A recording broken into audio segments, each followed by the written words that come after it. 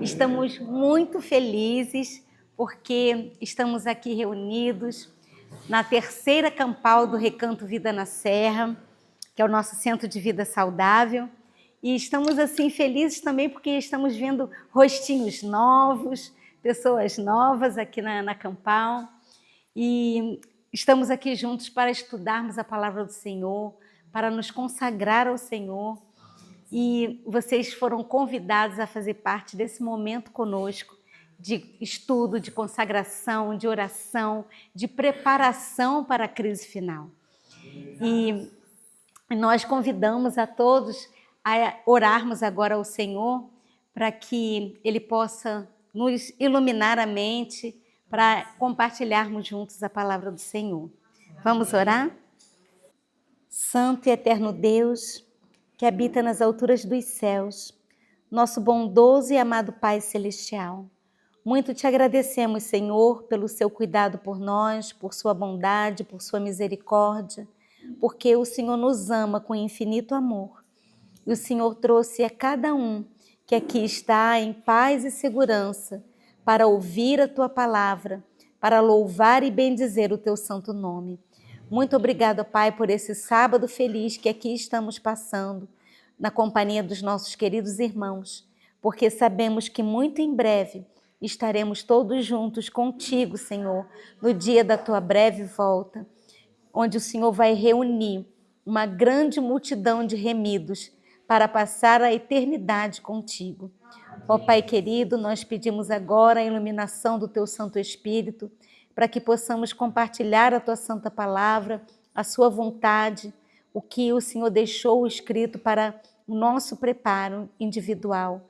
Ajuda-nos, Senhor, a fazermos a tua santa vontade. Ajuda-nos, ó Pai, a sermos fiéis a ti. Encha-nos, Senhor, com o teu Santo Espírito, para que Jesus habite em nossos corações e que possamos, ó Pai, fazer uma entrega completa das nossas vidas a ti. Agora nós vamos ouvir um louvor especial, um louvor de gratidão e adoração a ti.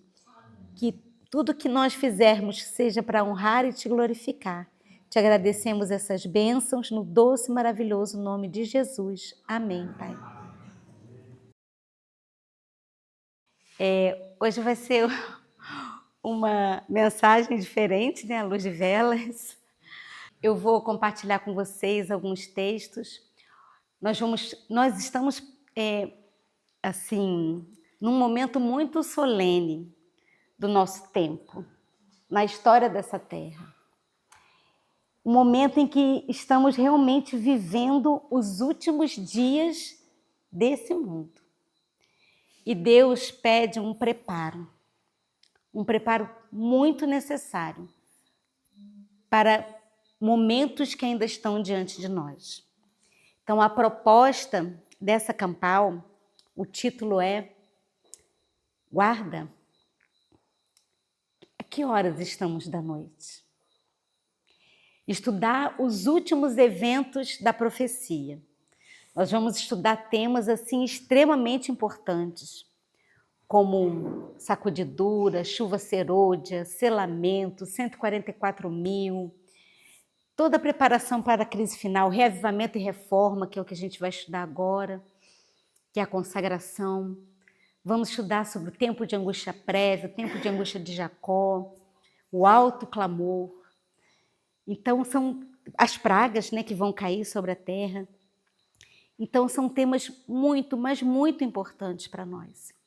E o mais interessante, o que a gente tem visto é que, infelizmente, hoje, como igreja, nós não temos estudado esse assunto. Por isso que Deus tem reavivado um pouco aqui e um pouco ali. Tem aquela pergunta, vocês vão ver a igreja toda reavivada? Não, tal tempo nunca há de vir. Então, eu quero compartilhar com vocês sobre consagração. E eu quero mostrar para vocês algumas ideias de definição de consagração, que é o reavivamento e a reforma.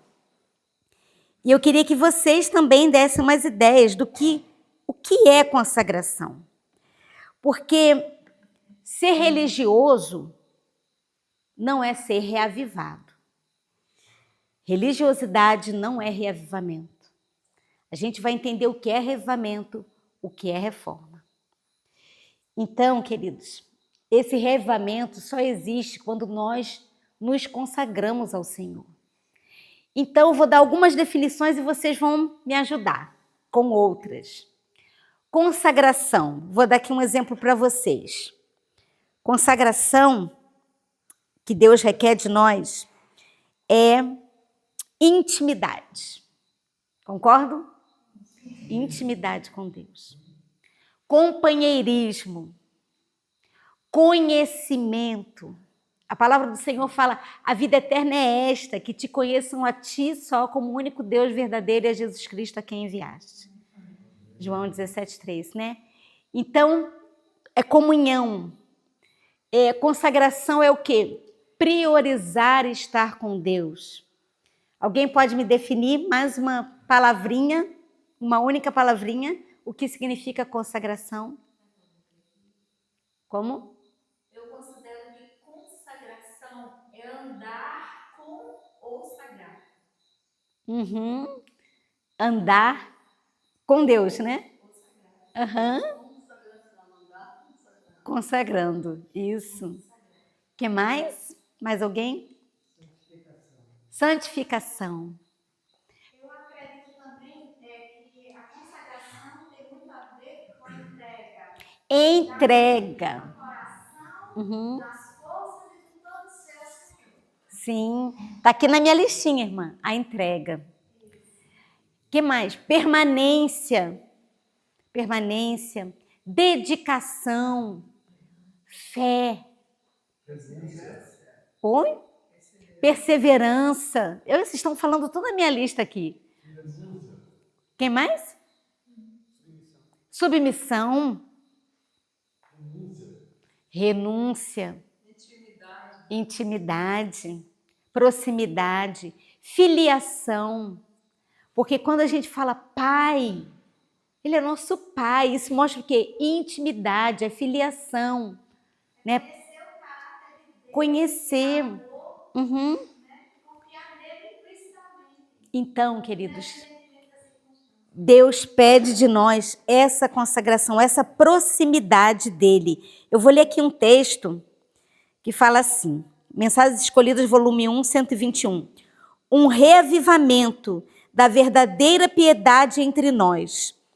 Eis a maior e a mais urgente de todas as nossas necessidades. Buscá-lo deve ser nossa primeira ocupação. E por que nós devemos nos consagrar, nos entregar, priorizar, e ter intimidade, ter um senso da presença de Deus conosco?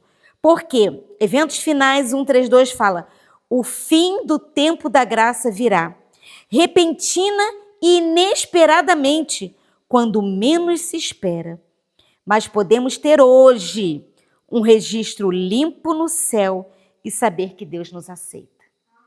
Queridos, olha, estudando esse tema, que o meu tema é reavivamento e reforma, né, que é a consagração, o período da chuva temporã e a sacudidura, eu vi assim, textos tão fortes, eu vi assim, quão indignos que somos, quão indigno que eu sou, o quanto que eu preciso me achegar a Deus para estar preparada para o selamento. A gente fala assim, devemos nos preparar para a volta de Jesus. A gente coloca a volta de Jesus lá na frente. Mesmo que considere Jesus voltando daqui a 3, 5 anos, a gente esquece que antes da volta de Jesus, nós seremos selados. E o selamento vai acontecer muito rapidamente. O selamento é a parte do Ivan, ele que vai falar, já está em processo. Então, há uma necessidade de um preparo. Cristãos indiferentes e mornos não serão selados. E como aquecer, como sair da mornidão? Porque nós vemos duas igrejas, literalmente. A igreja do Apocalipse 3, rico sou e de nada tenho falta, e a palavra do Senhor fala que é miserável, desgraçado, pobre, cego e nu, e dá o conselho para sair dessa mornidão que é nauseante. E tem a igreja do Apocalipse 12, que é a igreja pura, aquela que guarda os mandamentos de Deus e tem a fé de Jesus. Qual que você quer fazer parte? Com certeza a segunda, né? Porque, queridos, essa mensagem de Laodiceia envolve a igreja como um todo. Não é somente igreja denominacional. Não é aqueles que professam a verdade presente ou uma obra de sustento próprio. Não é aquele que está pregando a justiça pela fé. São todos que estão num estado de mornidão nauseante. Todos nós. E é muito mais grave, quanto mais a gente aprende a verdade, mais detalhes da verdade presente, mais esse texto aplica-se a nós. Porque se nós vivermos essa verdade, aprendermos ela, mas não vivemos, essa questão da mornidão recai sobre nós. E precisamos sair dessa situação, senão não seremos salvos. É muito sério. A palavra do Senhor ainda fala assim: não permitais que coisa alguma tire vossa atenção do ponto. Que farei para herdar a vida eterna? Esta é uma questão de vida ou morte que cada um de nós deve assentar para a eternidade. E Hebreus 2:3 fala: como escaparemos se negligenciarmos tão grande salvação? Então, esse texto aqui que eu vou ler agora, gente, é muito forte, de nossa alta vocação, 3:4. Muitos estão conscientes de sua grande deficiência. Leem e oram e resolvem. Quantos somos assim, né? Lemos, estudamos, estamos sempre aprendendo, orando, buscando. Todavia, não fazem progresso. Por quê? Parecem incapazes de resistir à tentação. A razão é que não se aprofundam suficientemente. Eu lembro que na campal passada, eu acho que foi o Ivan que pregou sobre a terceirização da salvação. Hoje nós vemos irmãos que vivem de lives. Meet, Google Meet, Zoom. Ali é a consagração dele. Não tem um momento de comunhão com Deus, de busca, de oração, de jejum. Só fica esperando as lives chegarem. Isso é muito sério, irmãos. Isso é muito sério. Então, nós não temos que depender a nossa salvação do que o outro tem para nos oferecer. Nós temos que buscar de madrugada. E Jesus fala: busca que você vai me achar. É uma promessa de Deus. Ele será achado por nós. Se nós buscarmos a Ele de todo o nosso coração, fizermos uma entrega completa a Ele. Porque Ele quer habitar em nós, né? Cristo em vós, a esperança da glória, é uma realidade. Essa mensagem da justiça de Cristo, irmãos, é uma mensagem que ela consegue tirar a vitória sobre o pecado, a santificação, aquela suposta utopia que a gente aprendeu no passado, consegue tirar do papel e trazer para uma realidade. Porque eu sou adventista há mais de 40 anos e vivi naquela religiosidade, né, comum da igreja, né, como muitos têm, e eu não conhecia a verdade presente. Aí, em 2006, eu conheci a verdade presente, né? As reformas, a vitória sobre o pecado, a perfeição de caráter, a reforma de saúde, a reforma de vestuário, a reforma do entretenimento. E só que eu tentava alcançar, mas não acontecia. Por quê? Era com o meu próprio esforço. Então eu via que eu tentava uma impossibilidade, vencer em minhas próprias forças, legalismo. Mas quando eu conheci, há uns 3 anos atrás, a mensagem da justiça de Cristo, a mensagem de 1888, que foi pregada em Minneapolis, ela trouxe libertação. Porque é Cristo em nós, é Ele que faz as obras. Ele que faz em nós, ele que opera. E quando ele opera as obras dele em nós, o obedecer passa a ser natural, mas é de cima para baixo, não é de baixo para cima. Então, foi maravilhoso. Essa mensagem, sim, é libertadora, porque é ele que opera, é ele que faz em você.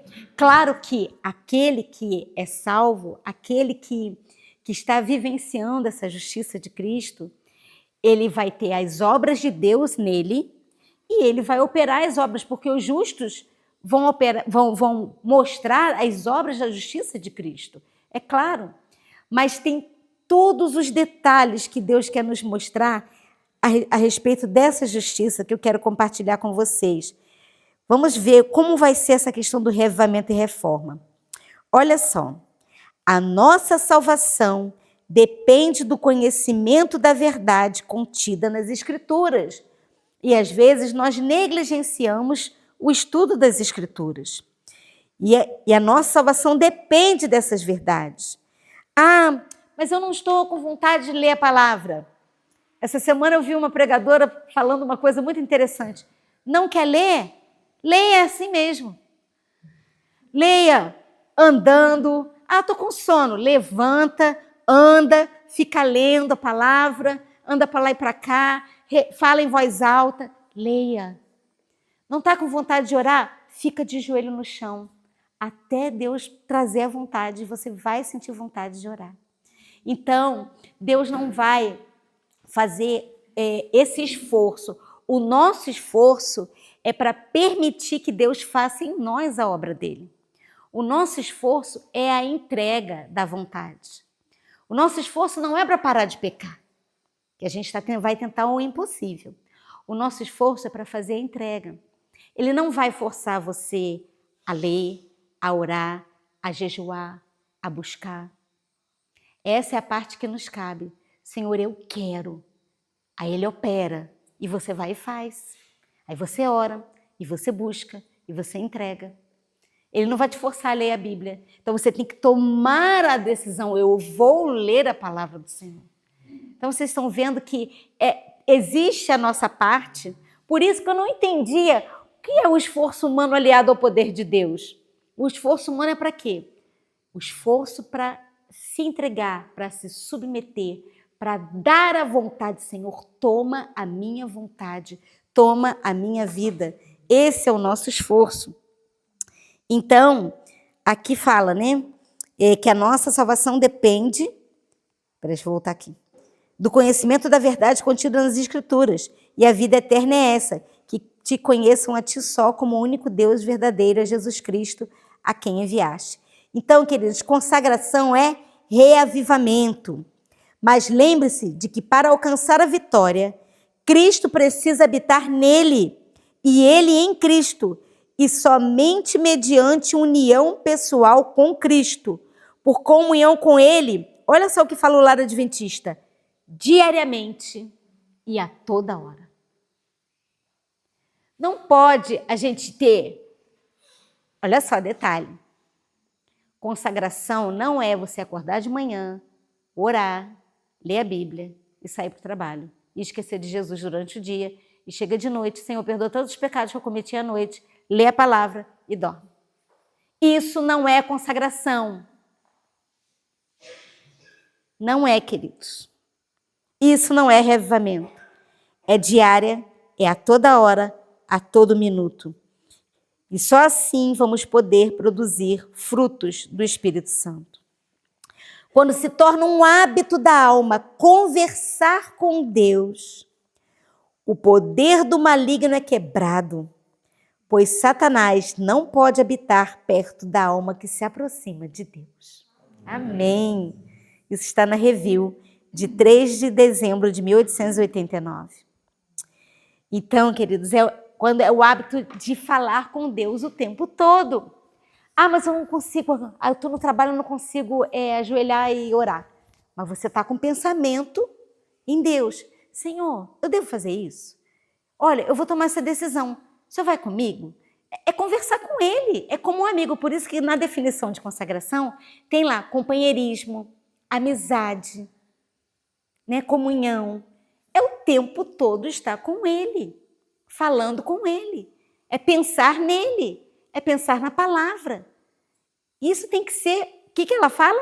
Diariamente. O que mais? Em todo o tempo. Toda hora. Isso é consagração. Isso é permitir Cristo habitar, é receber a mente de Cristo.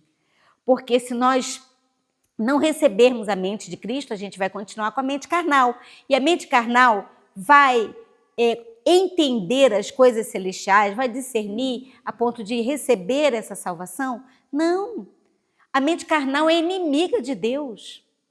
Nós precisamos ter a mente espiritual, que é a mente de Cristo. E como receber essa mente espiritual? Só pensando e falando e vivendo Cristo. Não tem outra forma. Por isso que não podemos ser cristãos apenas frequentadores de igreja, esquentadores de banco. Temos que ter a vida de Cristo em nós. Vocês estão entendendo? Uma coisa não anula a outra, claro. Mas ser só religioso não é ser reavivado. Tem muitos bons religiosos, muitos irmãos muito fiéis, são certinhos em tudo aquilo que faz para Deus, mas não quer se consagrar. Então, queridos, a consagração é algo muito tremendo. É falar com Deus, é estar com Ele o tempo todo. Então, aqui vou ler agora um texto para vocês sobre reavivamento. O que é reavivamento e reforma? Que é a primeira fase, porque, irmãos, só vai passar pela sacudidura e ficar firme de pé quem estiver sendo reavivado e reformado. Porque quem não passar por essa etapa que é a chuva temporã, que é confissão, arrependimento, pedido de perdão, consagração, entrega, como que vai ficar firme na sacudidura? Quem aqui quer dar o alto clamor?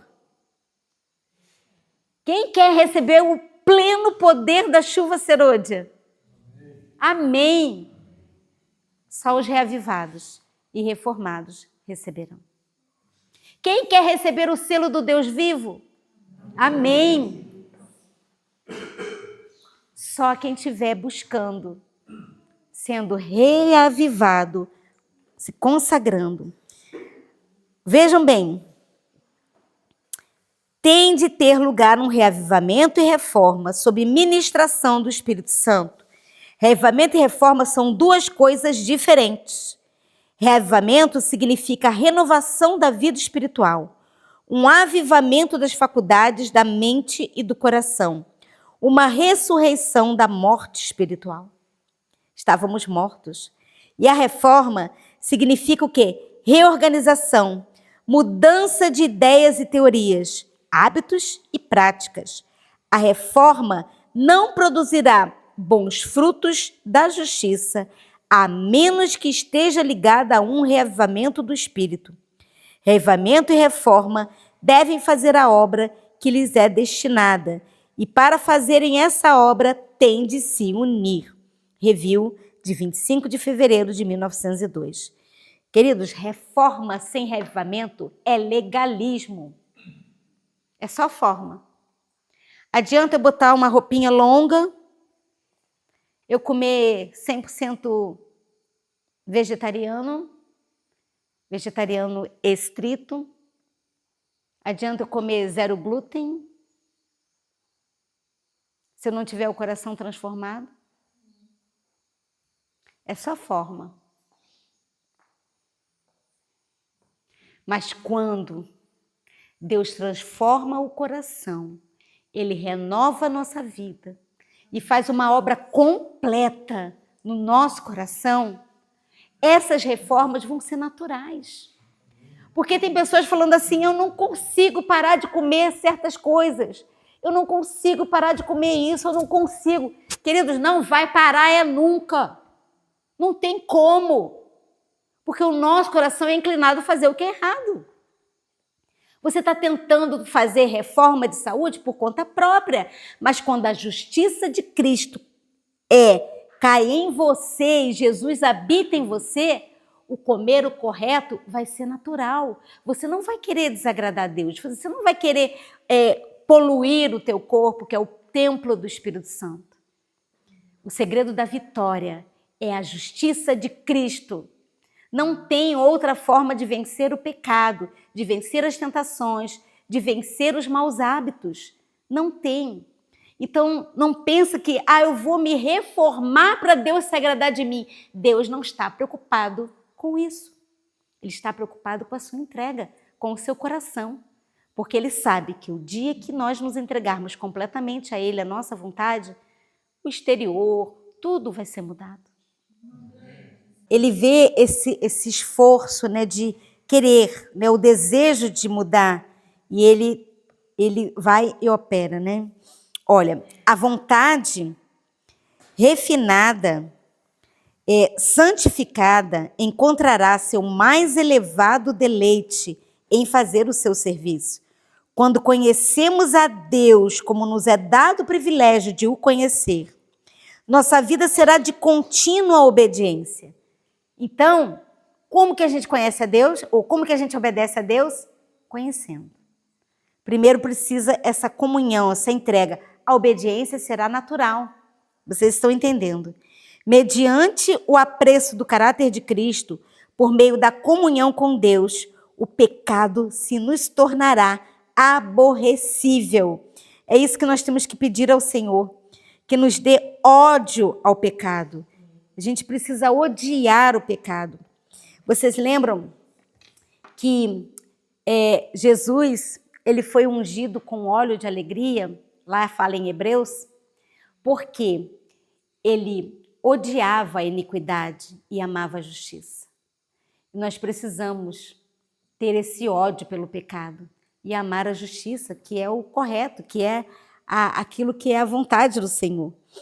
A vontade refinada, não, isso aqui eu já li, a vida de Deus na alma. Olha só essa frase, gente.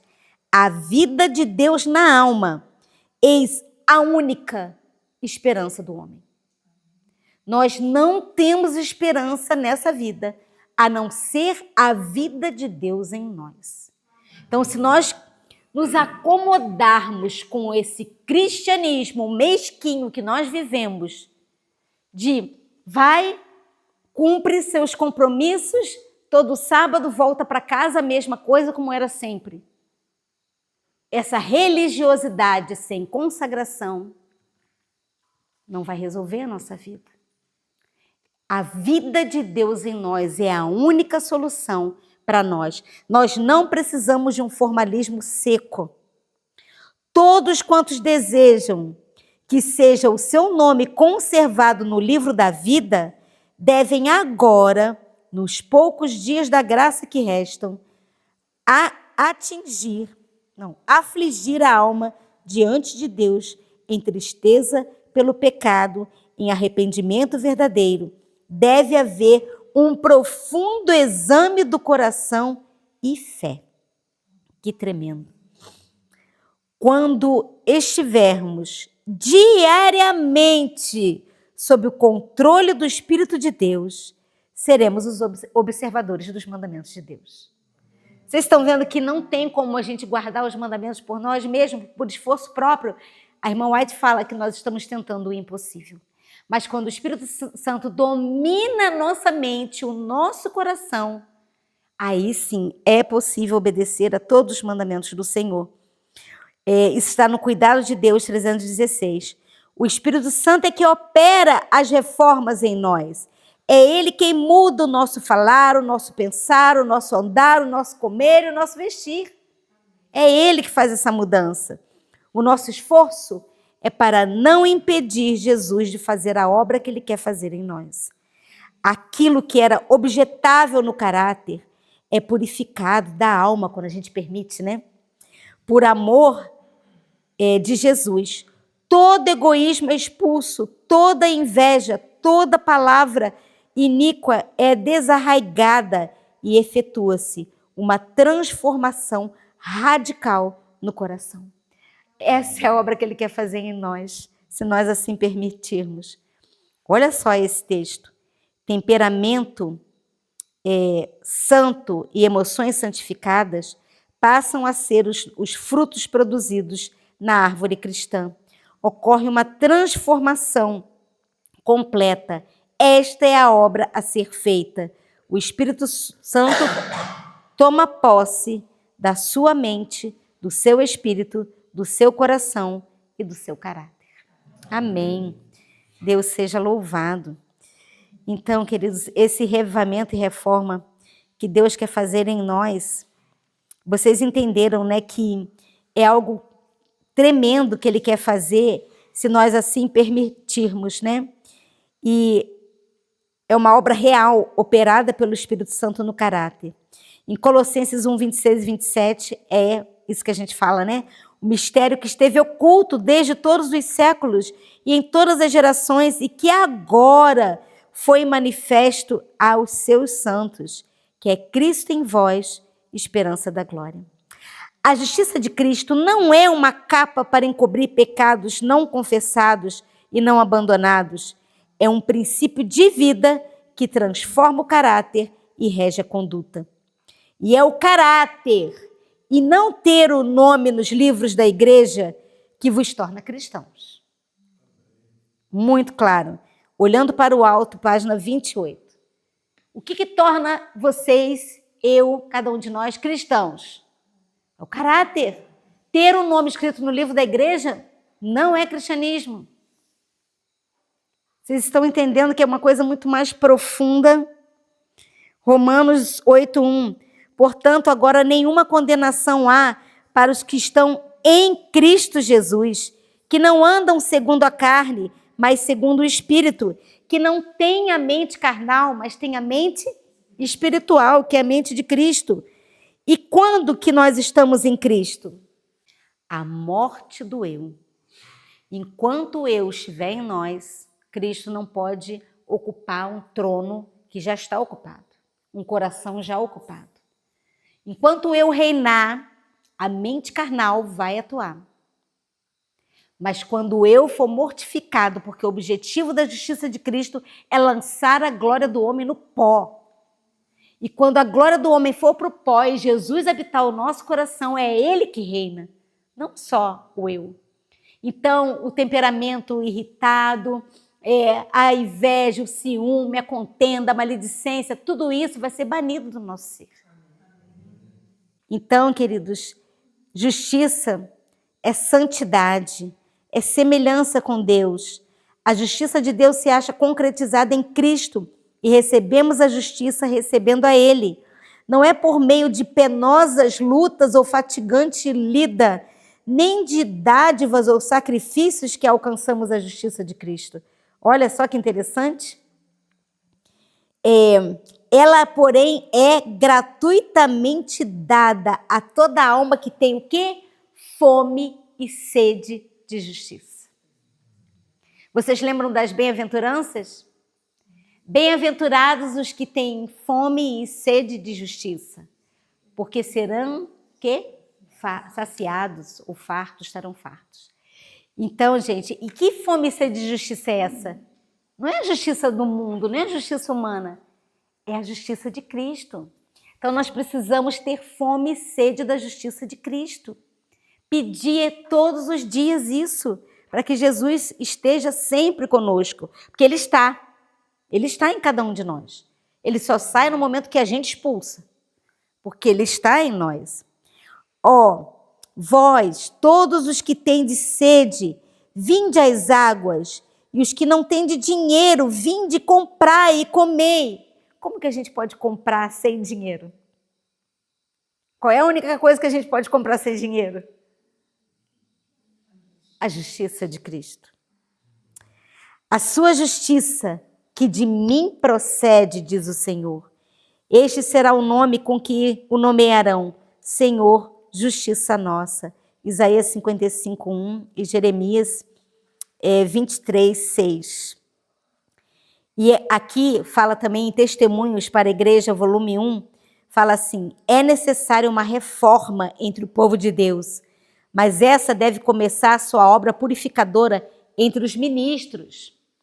Então, a gente vê que não são só os membros, tem que começar por cima. Essa obra de reforma e reavivamento tem que começar pela liderança, pelos pastores, pelos anciãos, por todos aqueles que têm algum cargo de liderança, porque vai influenciar os demais membros da igreja. Então é importante que essa obra de reavivamento e reforma seja geral, mas a busca, irmãos, deve ser individual. Como eu falei para vocês, eu não posso ser responsável pela salvação do meu irmão no sentido de ele não estudar, ele não buscar, ele não orar, ele não clamar e só depender daquilo que eu passar para ele. Vocês estão entendendo que a salvação é uma busca individual. Olha só que interessante esse texto. Vejam bem. Mensagens Escolhidas, volume 1, 122. Os antigos porta-bandeiras sabiam o que significava lutar com Deus em oração e fruir o derramamento de seu Espírito. Porque quando você luta com Deus em oração, o Espírito vem. Olha só, que tremendo. E os antigos porta-bandeiras, eles sabiam muito bem o que era isso. Esses, porém, esses porta-bandeiras, esses dedicados, esses consagrados, estão se retirando do cenário. Retirando no sentido de escassez no meio do povo de Deus. E quem está surgindo para preencher-lhes o lugar? Como é com a geração que surge? Estão eles convertidos a Deus? Estamos nós alerta quanto à obra que se está desenvolvendo no santuário celeste? Ou estamos à espera de algum poder impelente que venha sobre a igreja antes do despertamento? Temos a esperança de ver toda a igreja reavivada? Tal tempo nunca há de vir. Então, os atalaias estão se retirando no sentido de cada vez menos. E a igreja se enchendo de pessoas não consagradas. Reavivamento e reforma não ocorrerão de forma universal, mas um ponto aqui, um ponto ali, reavivamentos locais. A genuína santificação não é outra coisa senão a morte diária para o eu e uma conformidade diária com a vontade de Deus. Gente, que definição tremenda. Morte diária para o eu e, consequentemente, quem vai ocupar o lugar do eu? Jesus. Então, como que vai ser isso? Como que opera isso? Ele habitando em você e fazendo as obras da justiça dele em você, em nós. A luta contra a luta contra o eu é a maior de todas as batalhas. A renúncia do eu, a sujeição de tudo à vontade de Deus requer uma luta, mas a pessoa deve se submeter a Deus antes de ser renovada em santidade.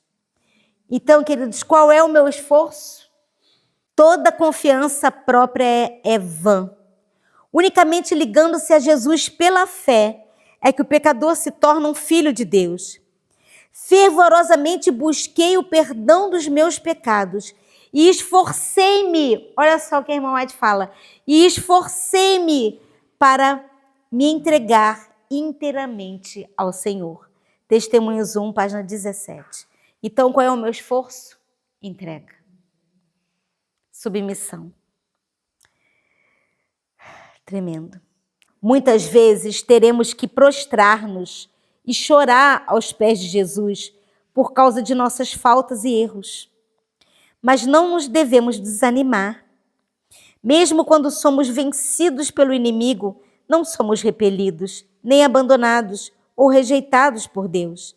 Ele deseja atrair-vos de novo a si, a ver refletidas em vós a sua pureza e santidade.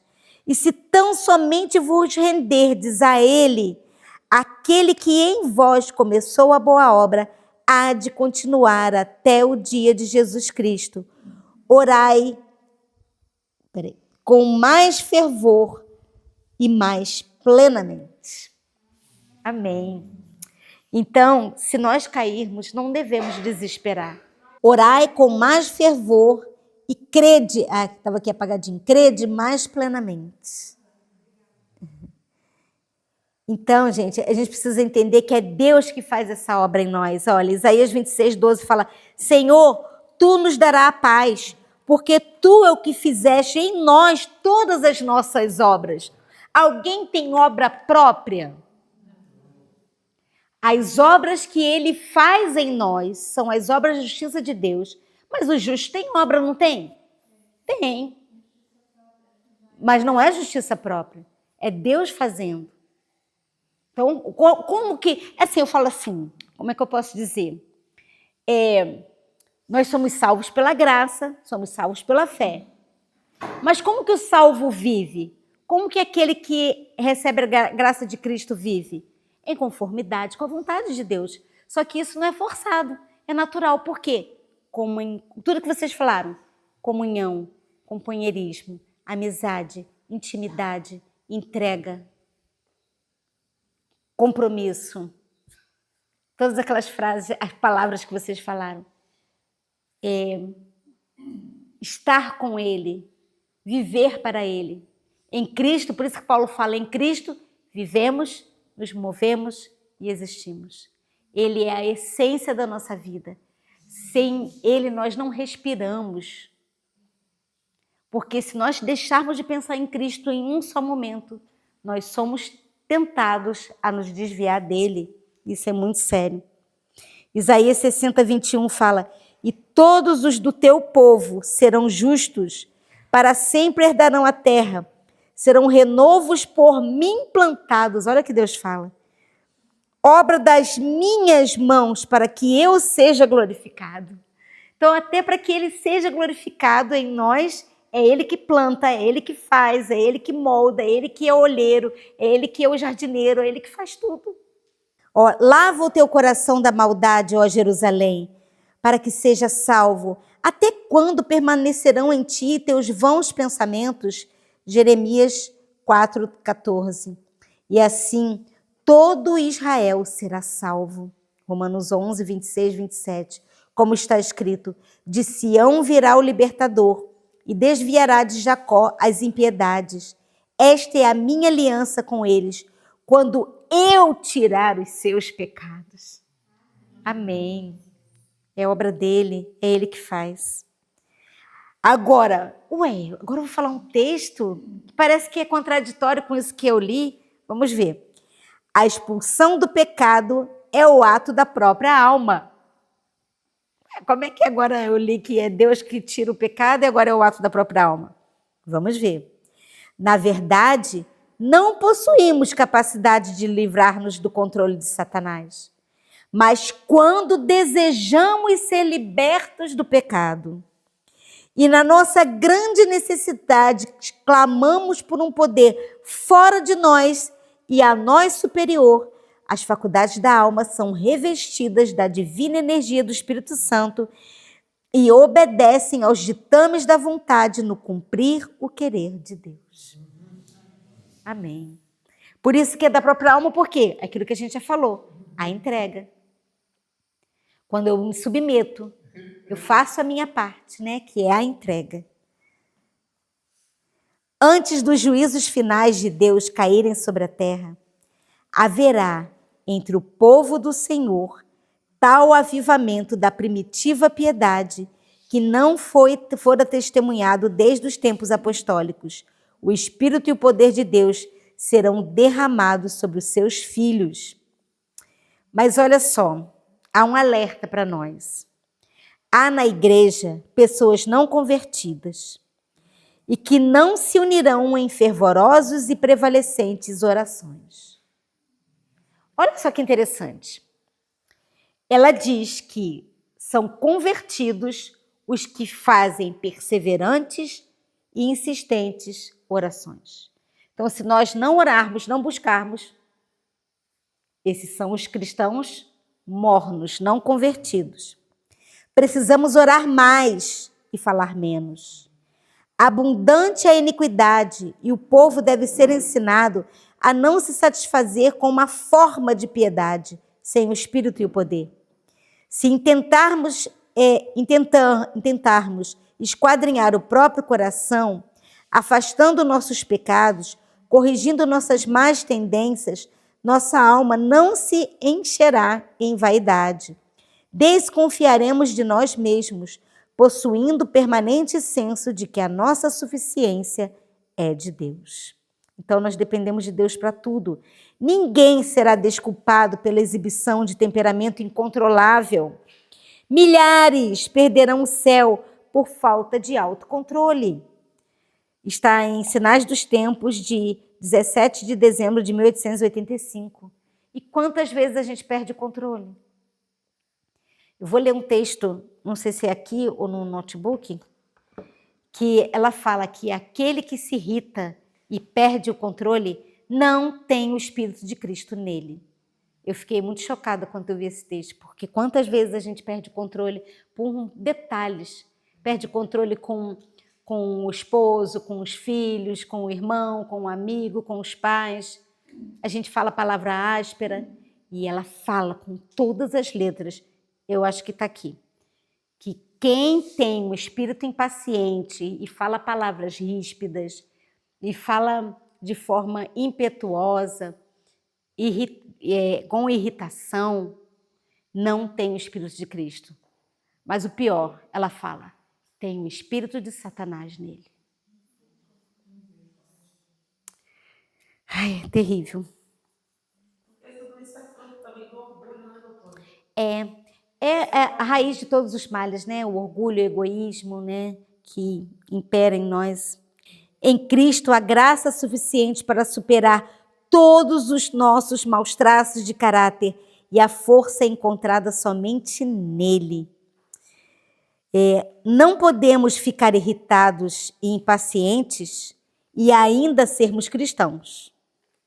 Olha, porque um espírito irritável e impaciente não é o Espírito de Cristo. Mais uma vez confirmando, né? Está na Review de 1888. O homem que cede à impaciência está servindo a quem? A Satanás. Testemunhos 4, 606. Satanás assume o domínio de toda a mente que não está decididamente sob o domínio do Espírito de Deus. Examinai as vós mesmos, se permaneceis na fé. Provai a vós mesmos, ou não sabeis quanto de vós mesmos que Jesus está em vós? Se não é que já estáis reprovados. 2 Coríntios 13, 5. Vamos ver mais um texto aqui. Se tão somente vigiardes continuamente em oração. Eu sublinhei isso aqui porque não é vigiar em oração. É de que forma? Uma dona de casa, por exemplo, tem que preparar a comida, tem que lavar a louça, tem que lavar o banheiro, não pode estar fazendo a comida, Senhor, eu estou preparando esse alimento que é para minha família, que é uma dádiva que o Senhor deu.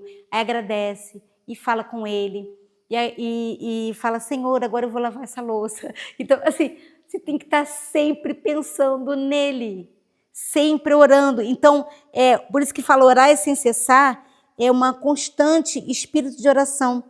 Vigiar de continuamente em oração.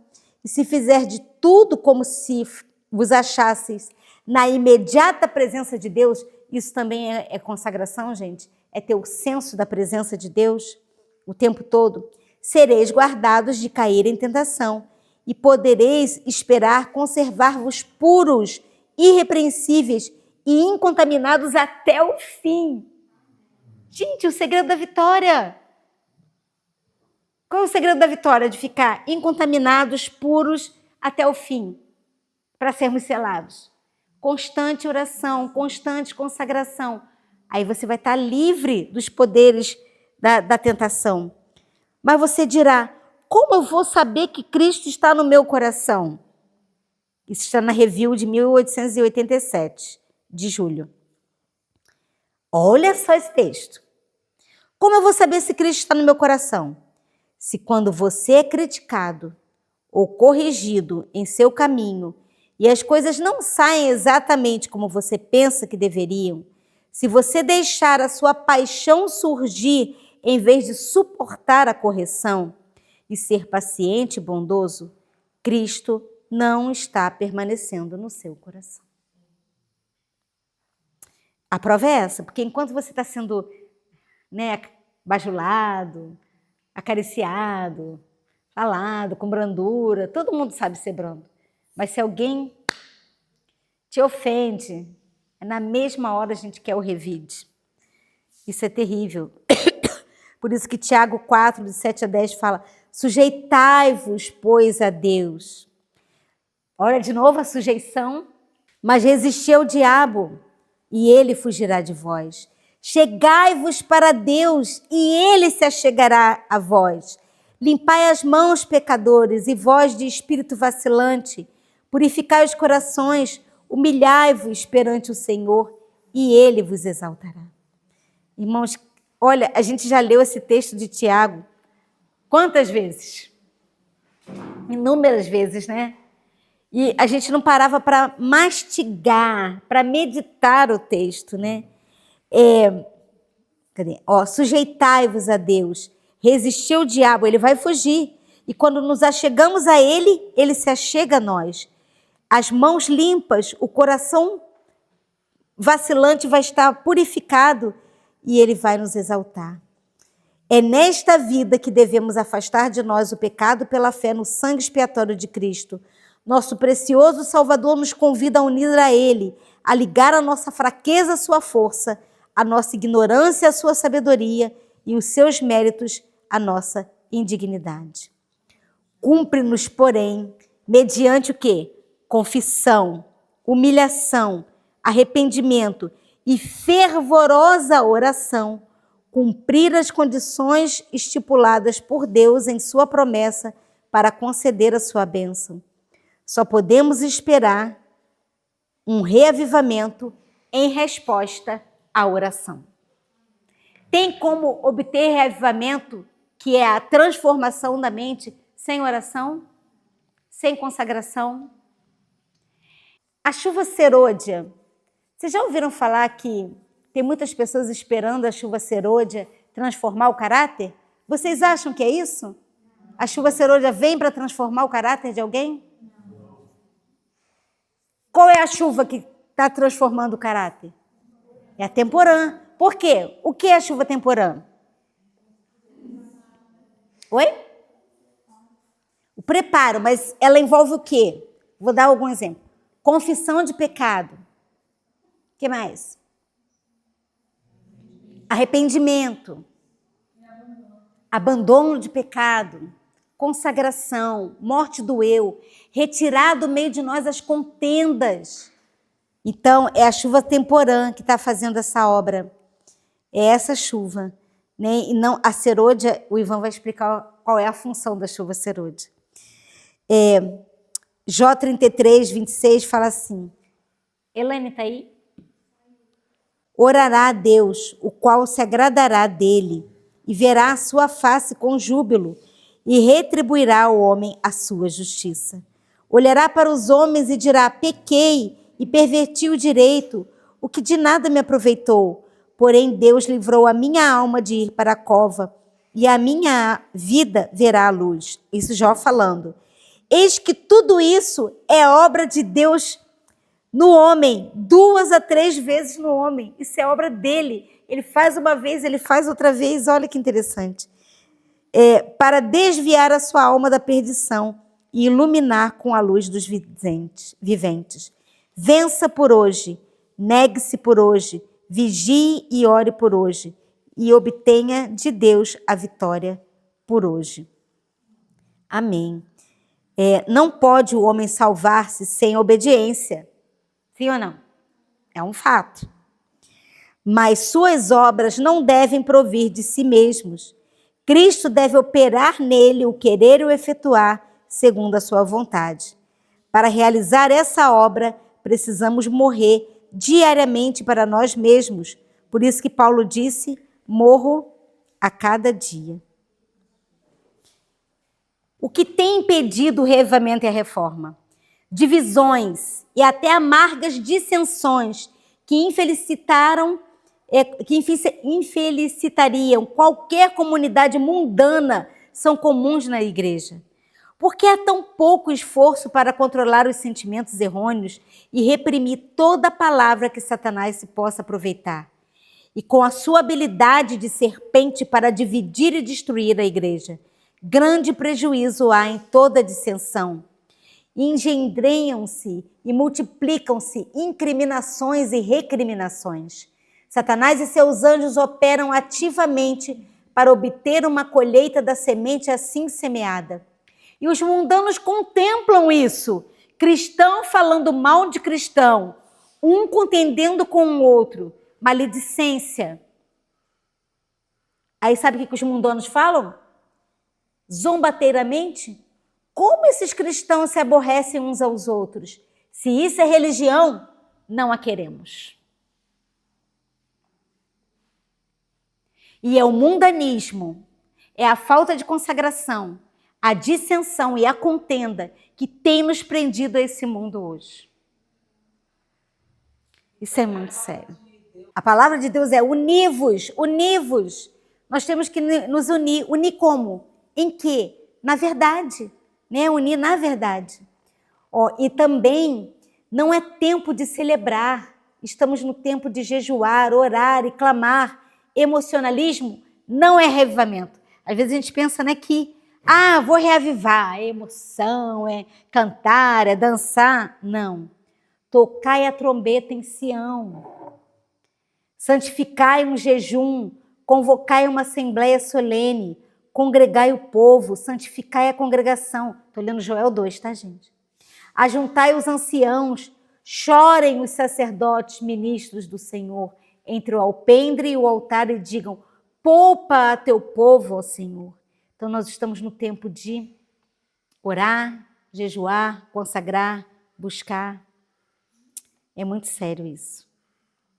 Deixa eu passar aqui mais um texto. Então, as características do verdadeiro reavivamento e reforma é um espírito de oração, intercessão e entrega, um espírito de arrependimento e confissão de pecado e exame de coração, um espírito de trabalho missionário, porque quem recebe quer compartilhar com o outro, um espírito de louvor, ação de graça e estudo da palavra profundo, né? Buscar o Senhor na palavra. Então, é chegado o tempo para realizar uma reforma completa. Quando essa reforma começar, o espírito de oração atuará em cada crente e banirá o espírito de discórdia e luta. Não haverá confusão, pois todos estarão em harmonia com o Espírito. Amém. Então, como banir a contenda, a maledicência, a confusão? Como? União no mesmo propósito, né? Falando todos a mesma língua. Temos uma mensagem probante para ser transmitida e sou instruída a dizer para o nosso povo esse texto, univos, univos, mas não devemos unir-nos com os que se apostataram da fé, dando atenção a espíritos enganadores e a doutrinas de demônios. Com coração amável, bondoso, sincero, devemos sair para proclamar a mensagem, não dando atenção aos que se afastaram da verdade. Então é unir com aqueles que estão na verdade. Rogo-vos, irmãos, 1 Coríntios 1:10, pelo nome do nosso Senhor Jesus Cristo, que faleis todos a mesma coisa. Não pode haver divisão de doutrina, de pensamento, faleis a mesma coisa. E que não haja entre vós divisões, antes sejais inteiramente unidos na mesma disposição mental e no mesmo parecer. Nós vimos então, queridos, que somente os bem-aventurados é que resistirão até o fim. Os humildes de espírito, completem. Bem-aventurados os humildes de espírito, porque deles é o reino dos céus. Bem-aventurados os que choram. Ficar chorando, o que é esse chorar? Pelo pecado, exatamente. Os mansos, porque herdarão a terra. Os que têm fome e sede de justiça, nós já vimos, porque serão fartos. Os misericordiosos, alcançarão a misericórdia. Os limpos de coração, que verão a Deus. Os pacificadores serão chamados filhos de Deus. Os que sofrem perseguição por causa da justiça, porque deles é o reino dos céus. e os que são injuriados, perseguidos, caluniados por causa de Cristo. Né? E ele fala que isso ia acontecer, porque aconteceu com os profetas. Então, queridos, somente aqueles que tiverem essas características é que farão parte do reino das bem-aventuranças. Ele, Cristo, veio a este mundo e viveu uma vida sem pecado, para que em seu poder, seu povo também pudesse viver uma vida sem pecado. Ele os deseja praticando os princípios da verdade, para mostrar ao mundo que a graça de Deus tem poder para santificar o coração. Amém. Amanhã nós vamos ver o restante dessa parte do reavivamento e reforma, essa parte da consagração.